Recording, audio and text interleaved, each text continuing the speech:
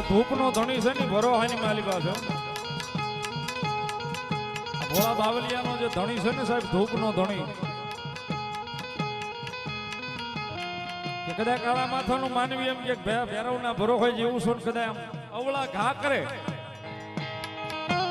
એ અવળા ઘા કરે ને કદાચ મારો ધૂપનો ધણી કે રાતે 12 નો ટકોરો થાય અને તમારા અવળા નાખેલા જો હવળા નો પાડી આવું તો વરણની માલિપા કાળ ભારાવ નો હોય